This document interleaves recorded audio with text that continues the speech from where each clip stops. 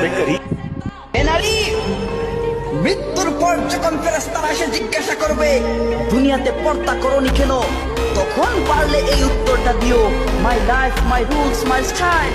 তাই গুনামার এখনো সময় আছে, আল্লাহর পথে ফিরে আসো। বিয়ের আগে হারাম রিলেশন করে জেনা করে ফেললে সে মেয়েকে বিবাহ করলে গুনাহ মাফ হয়ে যাবে কিনা? ভাইরা আমার, বিবাহ পূর্বে যদি কেউ হারাম সম্পর্কে জড়ায়, আমাদের যুবক ভাইরা ভালো করে শুনে নেন, আপনার চরিত্রকে যদি আপনি কালিমা যুক্ত করেন তাহলে এটা ভয়ঙ্কর অপরাধ এবং কবিরা গুনাহ।